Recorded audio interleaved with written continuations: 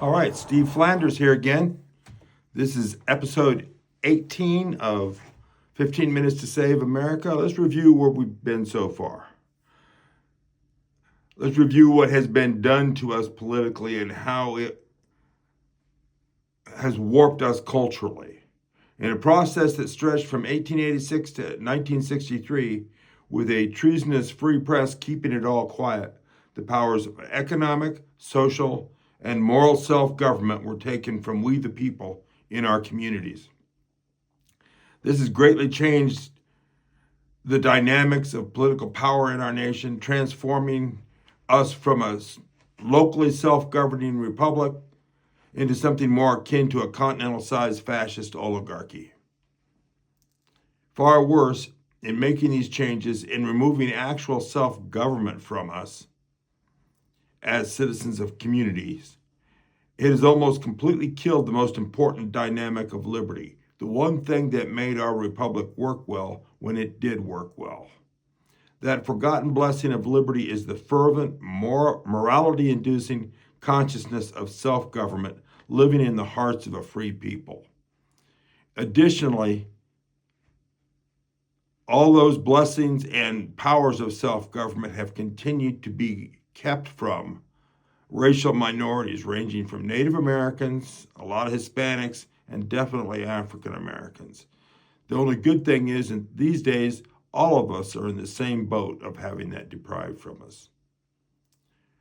The fix is actually fairly easily, in theory, if our politics were not so dysfunctional.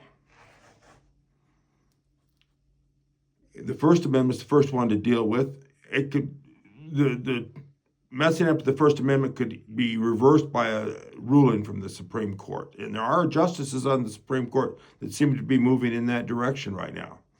Barring the Supreme Court growing that kind of integrity, Congress, using Article 3, Section 2, the second sentence of the second paragraph, which I will read right now from my handy-dandy Constitution.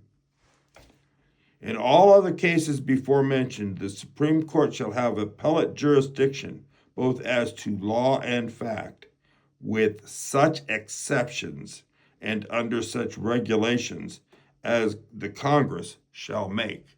This is a rarely used, but still there, check in the Constitution, a check on judicial power and reach that the Congress can exercise.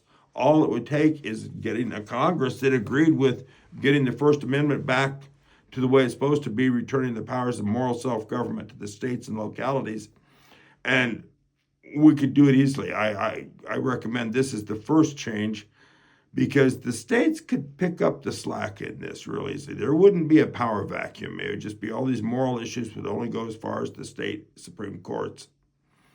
And people could easily move.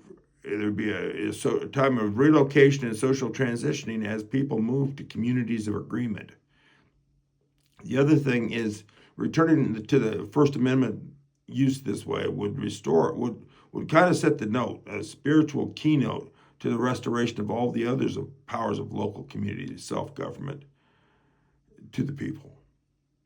The second change we should make is to repeal corporate personhood.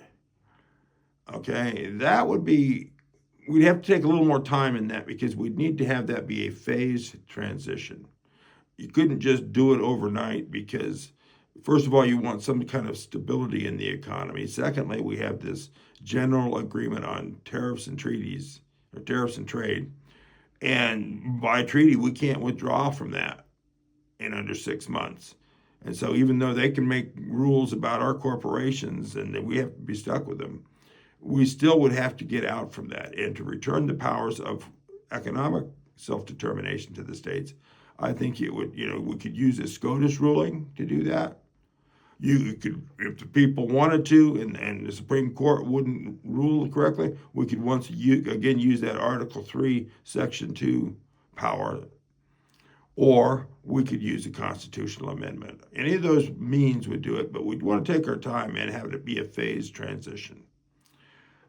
the third major power, and I'm not even going to talk about, repealing IRS and direct election of senators, because those are obvious. And, if we would get back to reform, we could do those. But the third big one is all the social programs that the federal government has taken over since the time of the progressive movement. Definitely increased during Franklin Roosevelt, increased during LBJ. Even under Carter, he set up the Department of Education. Obama set up, medical care for everybody. That's not in the Constitution. All these social programs need to be looked at. I would say use the method of having Congress look at everything that is not matching up with what the Constitution, the things the federal government is involved with that don't clearly match what the Constitution gives them power, delegates them power to be involved with, and pass a continuing resolution that lists all of them. And then as the years roll along, as many as possible, each congressional session, I think every one of those powers should be looked at.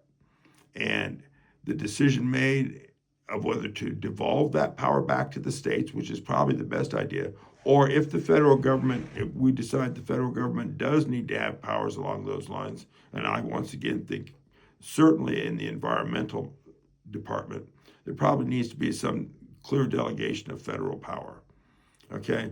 But that's just one issue. Some of the powers may need an amendment to properly delegate them to the federal government.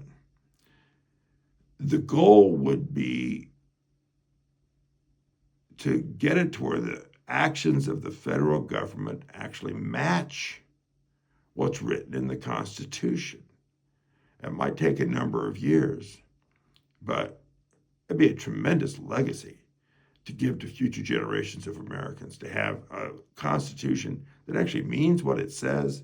And so if people want to change what's going on, they first think about changing the Constitution. Don't just think about rolling the other side over by foisting it on them through the Supreme Court or an executive order or an illegitimate congressional law.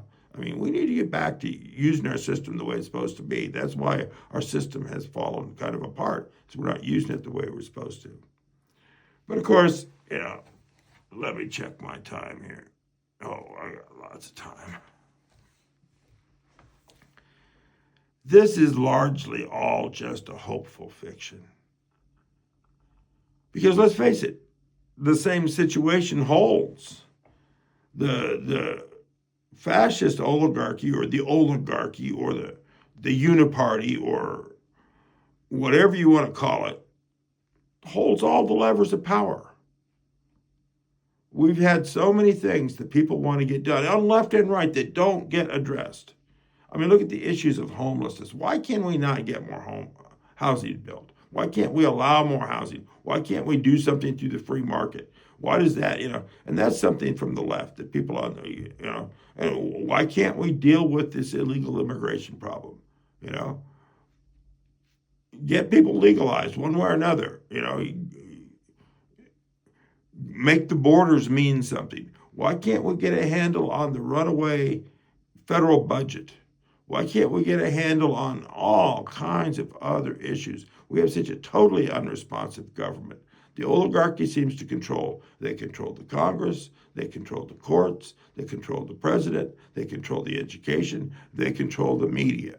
And so whatever we would propose as way of reform, like I say, I don't see all that much difficulty in theory how to return to local community moral self-government. I think all the cards are there. We can play them. The people need to decide to do it, but that is part of the problem. The people are being,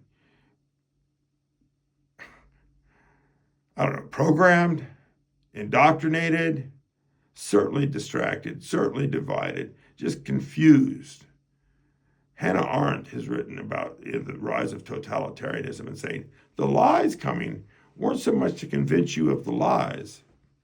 The lies coming from this totalitarian government that was rising. It wasn't to convince you of the lies. It was to make it to where nobody knew what the truth was. And we're pretty close to that. And so, you know, I think the problem began with the media. And I think that's how we can start to solve it. And that's the next couple of them. I'm going to go into what I call the open media. The next couple of episodes, I'm going to go into what I call the open media, which is an idea for a live public forum. Not just, you need to realize we don't have a public forum. We don't have anything close to a public forum.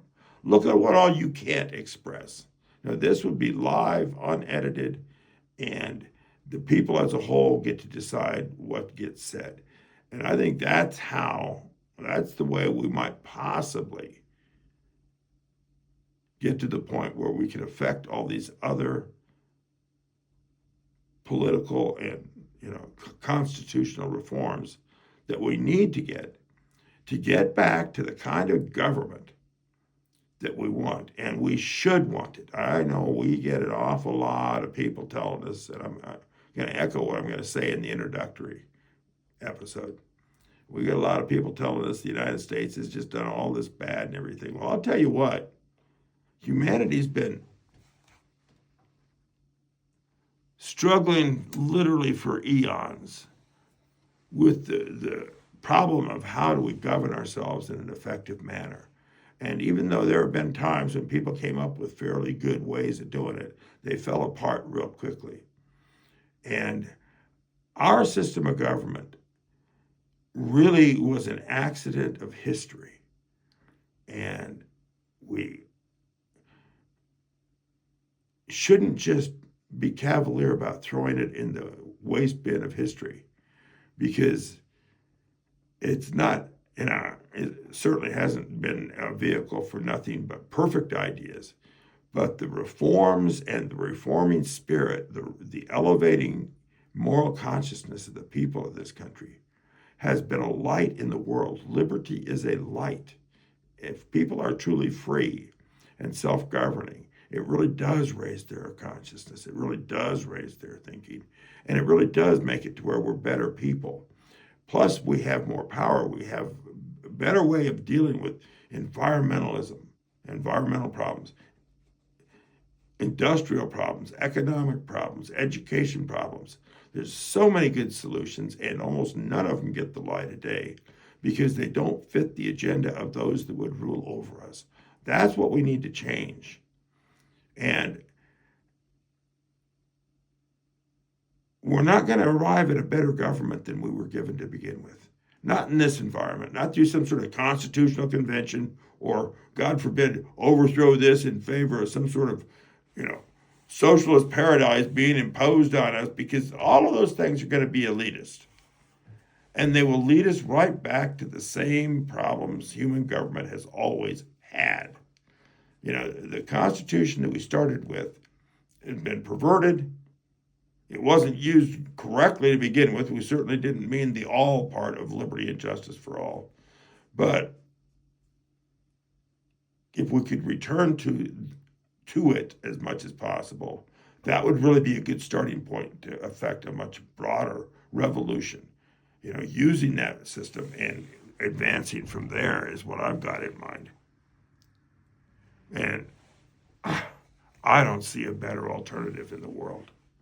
If you do, make a noise about it. But this is, and like I say, thanks for listening.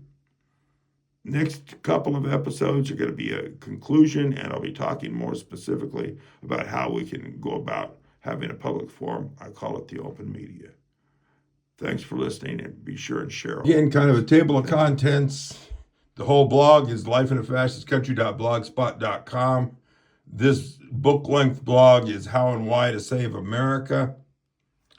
And we went from control of the press to corporate personhood and all the changes and cultural changes that caused, 16th and 17th to 18th Amendments, government by experts, all the cultural changes that caused, rolled into FDR getting away with a fascist coup and the establishment of socialism, all the cultural changes that caused led to 1947, the First Amendment getting taken from us. That caused more cultural changes, and at the end, by 1963, we had completely lost local community moral self-government, the blessings of liberty. It ties in with our history of slavery and racism, and it ties in with our problem with elitism. This time we dealt with reforms that could be happening, and next couple of times we'll talk about the open media, and that will be the conclusion. Thanks, Share.